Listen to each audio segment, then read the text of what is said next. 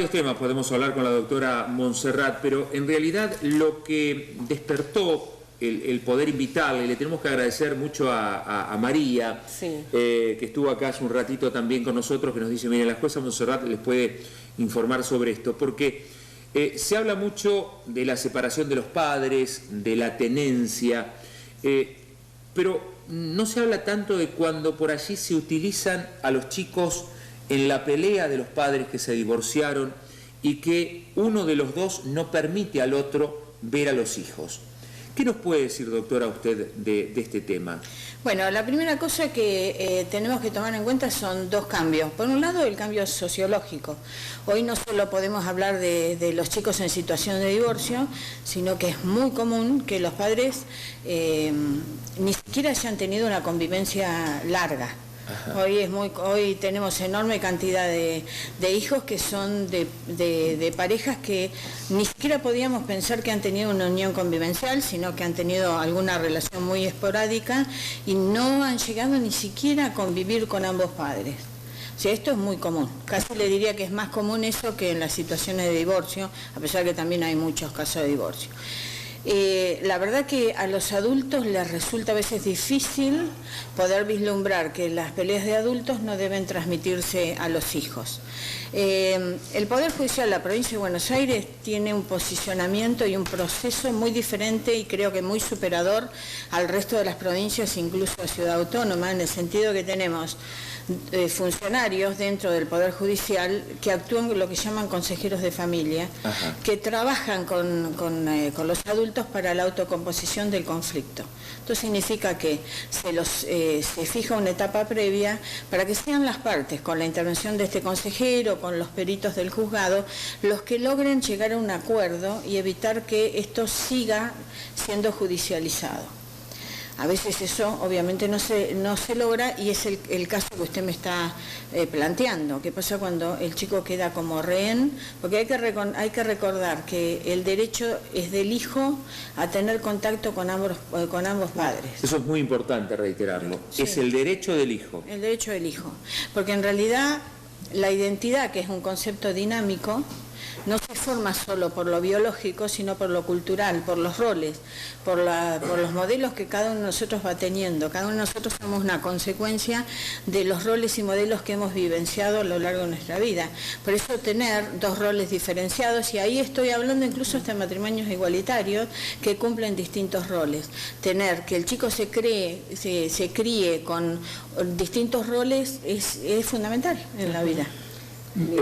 Ahora leo un mensaje relacionado con esto que recibíamos ayer de Diana, pero sí. Bien, no, le iba a plantear justamente que muchas veces está bien que lo que debe respetarse es el derecho del niño, pero cuando el niño sobre todo es muy menor, es muy chiquito, tiene que haber quién agarra representación de ese derecho, ¿no? Y si los padres están en plena batalla campal, en pleno conflicto, está ahí a ver quién toma las riendas del asunto para que ese derecho del menor se cumpla. Una vez que la causa se ha judicializado, los jueces de familia tenemos en claro que el interés que nosotros tenemos que proteger es el interés superior del niño, y que cuando se toma una decisión porque no se logró la autocomposición del conflicto, cuando un juez toma una decisión sabe que va a haber daño colateral.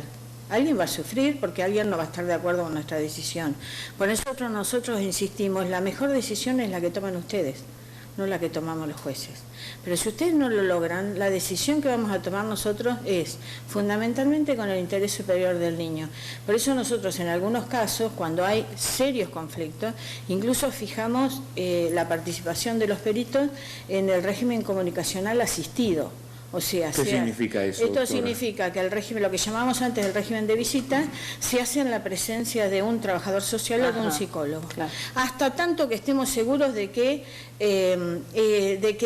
la relación transita por espacios que el chico no es afectado, porque la realidad es que hay veces hay influencia de adultos en el niño y a veces se niegan a tener ese contacto con el otro padre o con la madre.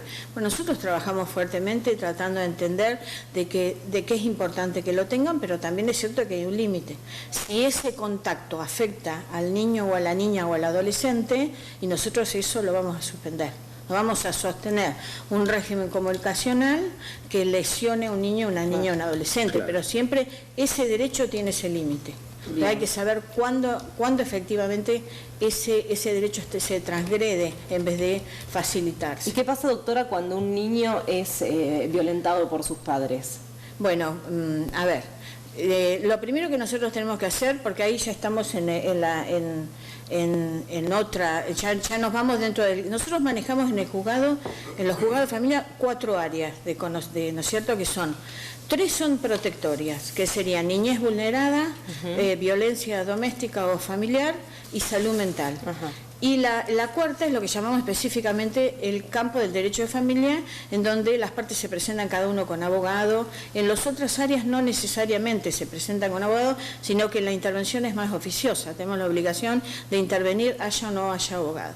Entonces hay que ver, estamos dentro del derecho de familia, es una cosa. Si ambos progenitores, ninguno de los dos, ni tenemos familia ampliada, ni nadie que asuma la responsabilidad y el interés superior del niño está afectado, ya pasamos a niñez vulnerada. ¿Sí? Ahora, si usted es lo que me dice, bueno, vamos a quedarnos, porque usted me lo ha planteado, dentro del marco de relaciones conflictivas, pero que más o menos las podemos manejar dentro del grupo familiar. Sí. Bien. En ese caso tenemos que respetar el derecho de defensa de las partes, hay que reconocer esto, porque cada uno va a tener un abogado, y por lo tanto, cuando el juez toma una decisión, tiene que ha dado intervención a los expertos, y los expertos han marcado el camino de determinar si hay influencia de adultos, si la relación con el otro progenitor, que no es el que detenta el cuidado personal, afecta al interés superior del niño o no. Y nosotros ordenamos, en algunos casos, un régimen comunicacional que quien detenta el cuidado debe cumplir. Si no lo cumple, comete un delito. 2 delitos en realidad. Uno es el impedimento de contacto y el otro la desobediencia judicial si nosotros ordenamos que tenga un régimen que no cumple. Doctora, hay muchas preguntas que han llegado mientras usted contaba esto. Bien. Una, leo la de ayer, que es de Bien. Diana. Bien. Dice, mi yerno tiene este problema, su ex pareja le niega a los nenes. ¿Qué puede hacer? Como en todos los casos, lo primero que debe hacer una persona que está en esta situación es buscar un abogado. Los abogados son, gran parte de la gente no entiende que la función más importante del abogado es la de la información, la del asesoramiento. Nadie defiende un derecho que desconoce. Entonces, ¿va a un abogado particular o va a dos ámbitos donde la defensa es gratuita? Uno es la defensa oficial, que es una funcionaria que pertenece al Poder Judicial, y la otra es el consultorio jurídico gratuito. La gente tiene que ir y tiene que asesorarse. Yo ejercí la profesión muchos más años que he ejercido la magistratura, así que yo estoy convencida que el mejor camino es siempre el abogado. Cuando habla de consultorio gratuito, ¿habla del Colegio de Abogados? Sí. El consultorio gratuito que depende del Colegio de Abogados, y acá funciona donde está la Asociación de Abogados de Tandil. Correcto. ¿Y si no, el juzgado le brinda un defensor? No, el sistema le brinda el defensor, no el juzgado. Hay una defensoría oficial a la que nosotros le decimos a dónde puede acudir, le damos los domicilios, pero siempre es a pedido de parte. La gente tiene que ir a la defensoría, le van a dar un turno y lo van a asesorar y lo van a defender muy bien, porque ambos, tanto los profesionales del consultorio jurídico gratuito como la defensoría oficial, son excelentes. Correcto. Es interesante. Aquí hay otra pregunta también que dice, ¿qué pasa cuando el papá no cumple con el régimen de visita ni la mantención, siendo que hace meses que está la cuenta abierta para que deposite? Bueno, son 2 cosas diferentes, ¿sí? La realidad es que el régimen comunicacional, como lo llamamos ahora, es proactivo, en el sentido es cierto que tiene que haber, el que detenta el cuidado lo tiene que facilitar, pero el otro también tiene que participar. O sea, ¿cómo obligamos a un padre que no quiere tener un régimen comunicacional con su hijo? Claro. Es decir, es más fácil obligar al que tiene el cuidado personal que facilite que obligar a alguien que no quiere tener un régimen a que lo tenga, claro. Digamos, eso es más difícil. Y con relación a la mantención, que ahí entraríamos en el campo de los alimentos, bueno, también hay un proceso de alimentos que tiene 2 sentidos. Primero, fijar la cuota adecuada que ese progenitor debe pagar. Recordar que hoy están equiparados los géneros y por lo tanto, tanto madre como padre tienen la misma obligación. Ajá. Por supuesto que el que detenta el cuidado personal ya aporta trabajo personal, entonces la cuota efectiva, económica, de su participación es menor porque ya está participando. Y fíjense que yo no distingo. Yo estoy hablando del que cuida, porque obviamente nuestra lingüística es masculina, no significa que no sea puede ser el padre o la madre. El padre puede ser quien esté a cargo del hijo, totalmente, que lo cuide, totalmente, y sea la madre quien tenga que aportar. Totalmente, nosotros hemos tenido casos de eso, hemos tenido casos hasta hemos excluido a la madre de un bien ganancial para que el padre que detentaba el cuidado pudiera ingresar a ese inmueble. Hoy no hay que hacer diferencia de género. Bien. Está la doctora Silvia Monserrat con nosotros, titular del Juzgado de Familia número 1 aquí en Tandil. Doctora, cuando, por ejemplo, un padre o una madre no cumplen con la cuota alimentaria, sí, ¿puede ser ese motivo para que no vea al hijo? No. La verdad que no, porque es como privar al hijo de dos derechos. De un lado, del derecho a mantener un nivel de vida adecuado a la situación socioeconómica de sus progenitores, y la otra el régimen comunicacional. No, hay otras vías.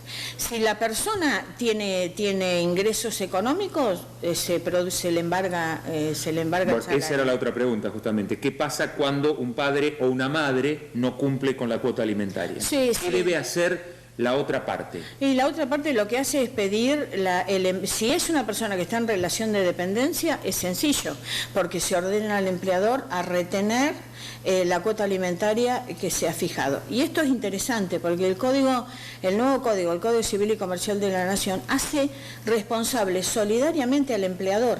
Si el empleador no retiene y no paga, el empleador es el que debe la cuota alimentaria. O sea que si nosotros le ordenamos a un empleador que retenga y no retiene, el que va a tener que pagar la cuota es el empleador. Y hay una señora que dice, pero mi exmarido no tiene nada a su nombre. Bien, ahí tenemos... No trabaja o trabaja, hace changas. Bien, ahí tenemos dos caminos. Uno es el camino de intentar con aquellos parientes que son en segundo grado. Por ejemplo, se va contra los abuelos, ¿sí? En la medida en que los abuelos también tengan algún tipo de ingreso, se puede ir contra los abuelos. También en el caso del padre o madre afín, ¿no? Y los nuevos matrimonios hace que el padre o madre afín también sea responsable de los alimentos de los hijos de su pareja. Estos son casos subsidiarios. Primero se va contra los progenitores, o se va contra los abuelos, o se va contra el padre o madre afín. Hay muchos casos, le hago esta pregunta porque está bien, es ley, a uno le parece un poco injusto, ¿no? Que a veces abuelos tengan que hacerse cargo de lo que sus hijos no se hacen cargo, siendo ya grandes. Pero hay muchos casos... ¿Cómo? Hay bastante. Hay un niño en el medio. No, lo entiendo, claro, pero suena injusto, pero es la ley, digamos, no hay mucha vuelta. ¿Hay muchos casos? Hay casos, también es cierto que yo soy abuela, ¿no? Y la realidad es que los abuelos voluntariamente contribuimos. Si nuestros hijos no, si les falta algo, uno contribuye, si uno está en mejor posición que su hijo. Si el abuelo puede, por lo menos. Si el abuelo puede, por supuesto que el límite también. Si he visto jurisprudencia, a mí todavía no me ha pasado, de abuelos que tienen jubilaciones mínimas. Claro. Usted no los va a ser responsable de los nietos cuando los abuelos a duras penas tienen para sostenerse, pero estamos hablando de abuelos en otra posición. Claro. Pero hay que tener un límite. A ver, si el padre contribuye y los abuelos están en mejor posición económica y lo que el padre contribuye es adecuado a los requerimientos del hijo, no vamos contra los abuelos, porque las personas hacen pareja en función de la situación socioeconómica de mi pareja, no en función de la herencia futura. Claro. Entonces, qué interesante, ¿eh? Claro, tengo que tener un límite.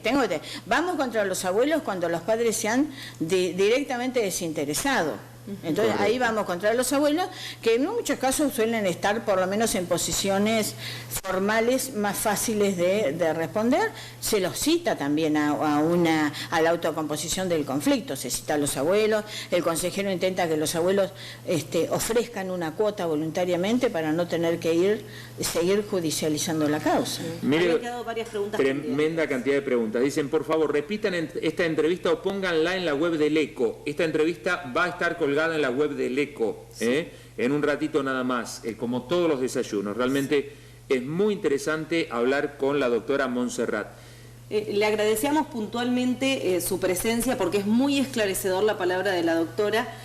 Sabemos que muchas veces cuesta tener este tipo de entrevistas y lo que nos decía la doctora era que es muy importante que uno conozca sus derechos, porque si no conoces tus derechos no los podés reclamar. Entonces por eso es la importancia. Exacto. Y por eso también tiene ganas de venir a exteriorizarlo. Doctora, ¿a qué edad un adolescente puede decidir, o un niño o un adolescente, a qué edad puede decidir si quiere vivir con el papá o con la mamá? Bueno, a ver, primero, desde la Convención de los Derechos del Niño, los jueces tenemos la obligación de escuchar a los niños. Escuchar a los niños significa que se los entrevista personalmente, lo hacemos con el asesor, y a cualquier edad. Hay chicos muy pequeños que ya están en condiciones de decir cuál es su voluntad. No deciden, manifiestan cuál es su voluntad y nosotros tenemos la obligación de escucharlos. A partir de ahí el juez tiene que tomar, no siempre lo que el chico quiere es lo mejor para el chico o la nena. Entonces, los escuchamos. En lo personal, les digo la verdad, a mí me resulta, a mí me encanta escuchar a los menores, porque yo los veo tanto más lógicos que los adultos. Es decir, teníamos una discusión sobre un régimen comunicacional y citamos a un nene que tendría 7, 8 años. Y entonces cuando le preguntamos cómo quería, y él dijo, y yo quiero estar un poco con mi papá y un poco con mi mamá. Dijo, la mitad del tiempo con uno y la mitad del tiempo con otro. Tengo un problema, me dijo. ¿Cuál es tu problema? Y que la semana tiene 7 días. ¿Cómo dividía el día que le sobraba? Entonces, a lo largo de todos estos años yo he aprendido a escuchar. Al chico hay que dejarlo que hable en su idioma, pero el chico es sumamente lógico, muy lógico, y en la mayor parte de las veces no participa del conflicto. Él quiere mantener contacto con ambos y está contento en muchos casos con algún sistema que los propios padres les funciona muy bien, es que cómo comparten las tareas aún no viviendo juntos, y eso es normal, eso es lo ideal.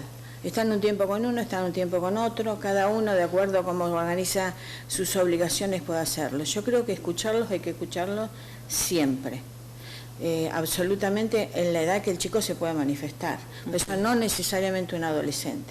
A partir de los 10 años es absoluta obligación, pero nosotros tenemos que escucharlo siempre. La Cámara, nosotros lo escuchamos y cuando el expediente va a la Cámara los vuelve a escuchar. Así que siempre hay que escucharlo, chicos. La doctora Silvia Montserrat. Bien, doctora, había quedado también pendiente la pregunta de en qué situación están los menores que cometen delitos, sean menores o mayores, ¿no? Un robo ahora, hace poco, bueno, esta banda de los Playeritas o cualquier tipo de menor que cometa un delito, muchas veces no se sabe qué hacer con él tampoco la policía, dice nosotros lo llevamos, hay situaciones de contextos familiares complicados, necesito llevarlo con la abuela, llevarlo con el vecino. ¿Qué se hace? Y la verdad, ese es un campo en el que yo no puedo opinar porque yo no puedo opinar exclusivamente en lo que es la responsabilidad juvenil, porque para eso hay un fuero diferente al mío. Yo sí puedo decir lo que nosotros empezamos a hacer con el servicio zonal, con la coordinadora y con el asesor, a raíz de la toma de difusión de la situación de las playeritas. En aquellos casos que nosotros teníamos identificado los grupos familiares, hemos citado a los padres y hemos empezado a hablar con los padres y recordarles que la responsabilidad es de ellos, ofrecerles en algunos casos, cuando los tienen fuera de control, la posibilidad de que se tome lo que llama una medida de abrigo y el chico vaya a un hogar convivencial donde se le ponen las pautas y los valores. A nosotros nos viene funcionando esto, y de explicarles que mi función no es juzgar a los padres, sino proteger a los niños y decirles, si estos chicos siguen en la calle los van a matar. Entonces mi función no es sancionar, mi función es ver cómo podemos trabajar con este grupo familiar para que comprenda que esos chicos que están todo el día en la calle, que se niegan a tener escolaridad, pero que a su vez no pueden tener trabajo por la edad que tienen, necesariamente tenemos de alguna manera que insertarlos en la sociedad. Y hace poco, con un matrimonio que 2 de los hijos estaban en este grupo, nosotros nos funcionó muy bien, logramos un acuerdo con estos padres. ¿Hay papás que les dicen, no sé qué hacer con mi hijo? Muchos. La verdad que La verdad que hace poco hablaba con el licenciado Adolfo L'Oreal y él me decía, antes las decisiones las tomaba la familia, ahora las familias le piden al Estado que tome decisiones. Y la realidad es que mi obligación como jueza es recordarle que yo soy jueza y madre de mis hijos. No soy madre de los hijos ajenos. Y que la realidad es que cada familia debe asumir su propia responsabilidad. Nosotros tratamos de ponerle todos los instrumentos que tenemos para que la gente asuma su responsabilidad. Pero sí, cuando no los han dejado, en muchos casos, después de los 12 o 13 años, les resultan ingobernables. ¿Cada vez sucede más a menudo esto de la irresponsabilidad familiar para con sus hijos? Y yo diría que como sociedad no somos muy responsables, Claro. basta mirar cómo manejamos.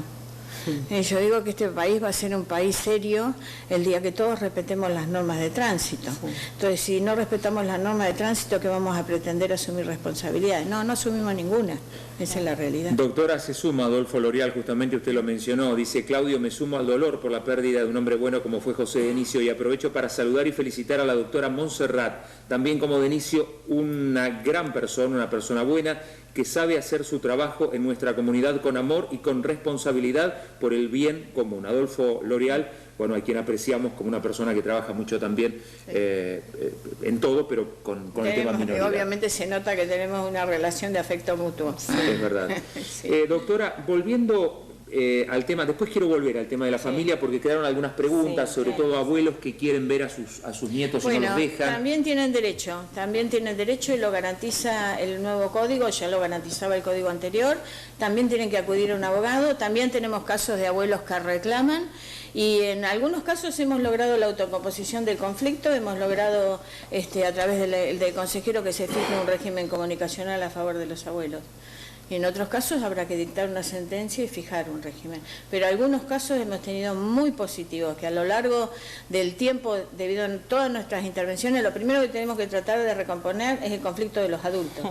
Esos abuelos que no pueden ver a sus nietos porque tienen conflicto con el hijo, con la hija, con la nuera, con el yerno. Claro. Eso le iba a preguntar, ¿no? Cuando en realidad el botín del conflicto es el niño, es el hijo, ahí se produce, no, yo no dejo que tus padres lo vean. Y bueno, trabajamos para explicarle que le guste o no le guste. Uno tiene derecho a, volvemos a la identidad, ¿no? Seguramente cada uno de nosotros recuerda un abuelo. En mi caso, mi abuelo materno era abogado, así que el rol y la importancia de ese abuelo en mi vida es fundamental. ¿Qué hubiera pasado de mí si yo no hubiera podido tener contacto con mi abuelo? Doctora, ¿tiene un número, no estadísticamente puntual, ¿no? Pero según su experiencia, de casos en los que usted trata de juntar a las partes, tratar de consensuar antes de ir a un paso, una instancia mayor? ¿Es muy alto el número en que llegan a un acuerdo? El otro día, nosotros hacemos estadísticas mensuales y el otro día miraba, por ejemplo, en los procesos de alimentos, el 40% de las causas de alimentos se autocomponen en el consejero.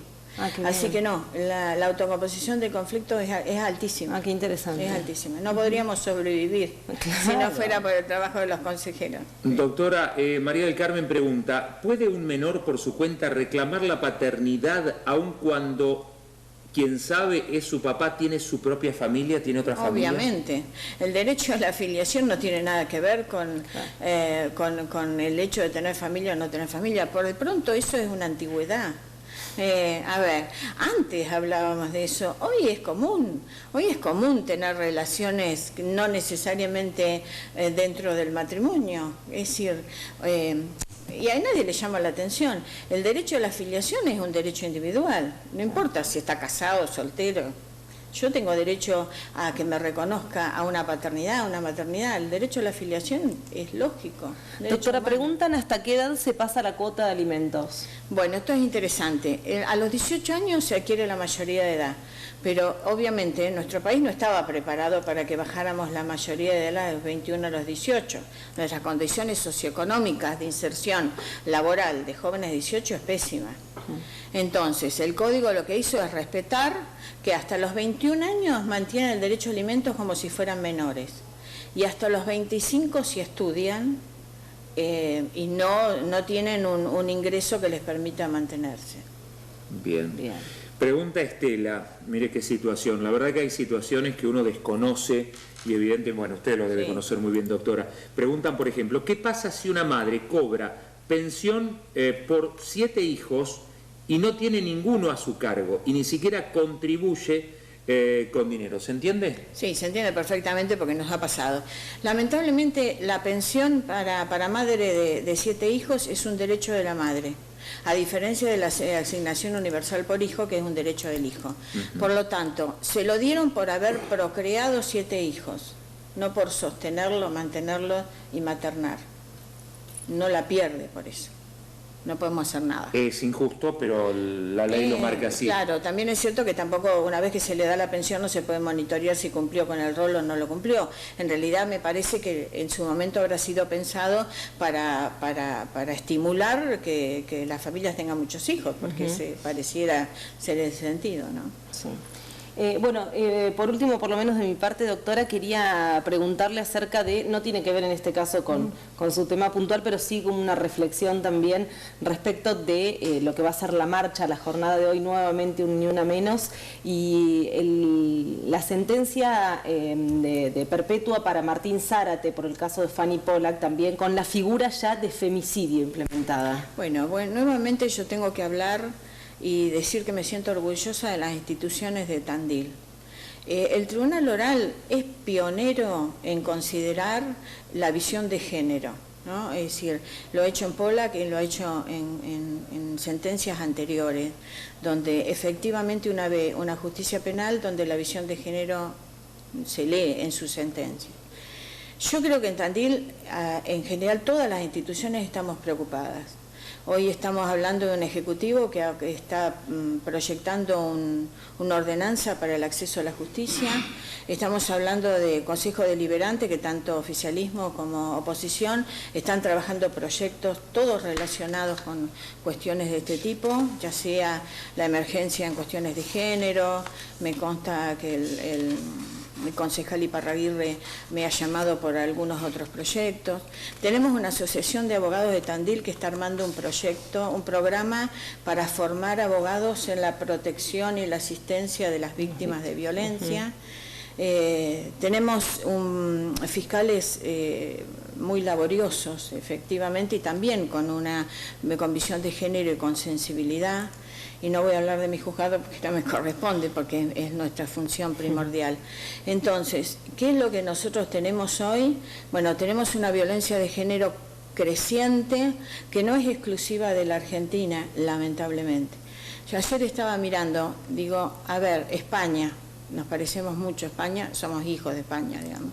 España tiene estadísticas y es interesante entrar en un observatorio de género y tiene estadísticas y uno ve que las estadísticas aumentan, a pesar de que España viene trabajando hace mucho con relación a esto, y tiene las estadísticas del porcentaje de mujeres víctimas de violencia por cada 10.000 mujeres, y uno mira las regiones y, por ejemplo, me llamó la atención que Aragón es la que menos porcentaje tiene 8 denuncias por cada 10.000. Yo digo, uno debería preguntarse, ¿qué hace Aragón para tener menos denuncias que el resto? Entonces deberíamos empezar a preguntarnos, a ver, ¿es suficiente lo que tenemos? Evidentemente no es suficiente, los femicidios están aumentando escandalosamente. Entonces, ¿qué nos está pasando como sociedad? A pesar de todo lo que estamos haciendo, acaba de ser condenado alguien por violencia, por un femicidio. No existían los femicidios, eran homicidios. Eran pasionales, como se decía antes. Claro, ahora tenemos todos los instrumentos. ¿Cuál es mi sentimiento? Y mi sentimiento es de tristeza, porque el fuero de familia, que debería ser un fuero positivo, porque en última instancia estamos hablando de la familia, lo que nosotros hacemos en violencia es, después que la violencia ocurrió, nosotros trabajamos la protección de la víctima. Pero para eso deberíamos prevenir. Qué interesante acá la pregunta de Andrea, ¿no? Que había quedado pendiente, ¿qué se hace con los menores, por ejemplo, de estos casos en los que el padre va preso y la mamá muere? Ahí hay que trabajar, para eso interviene A ver, nosotros tuvimos 2 casos en Tandil, ustedes recuerdan, 2 casos Sí. efectivos. En el primer caso había familia ampliada, no hubo necesidad de que intervinieran los órganos administrativos, hubo familia ampliada que vino de afuera y se ofrecieron a hacerse cargo de los chicos y los chicos se fueron con estos tíos. El otro caso es el caso que tenemos acá, interviene el órgano administrativo y busca familia ampliada. Si la familia ampliada no está en condiciones o no puede, y eso hay que ver, y los chicos, como cualquier otra situación, mueran los padres o no mueran, van a los hogares convivenciales y se trata de trabajar en la búsqueda. Y si no se logra, tienen que ir a desamparo de adoptabilidad y la búsqueda de familias adoptivas. Doctora, gracias, profundamente gracias por haberse molestado hasta acá. Hemos charlado, hemos preferido dejar de lado algunas otras cosas que teníamos para poder aprovecharla y no va a ser la última oportunidad de charla, si usted nos lo permite por lo menos. Yo les agradezco, me parece, vuelvo a decirle, me parece que es importante que la gente conozca sus derechos y sepa que los puede ejercer, que yo estoy convencida que hay un Poder Judicial en Tandil muy sensible, que cometemos errores como todos y hay profesionales, ya sea en defensa gratuita como los abogados particulares, que estamos todos preocupados en lo mismo, es la defensa de los más vulnerables. Gracias, doctora. La doctora Montserrat, titular del Juzgado número 1 de Familia, la verdad un placer haber podido charlar con ella aquí en este desayuno extendido. Exactamente, bueno, le agradecemos muchísimo.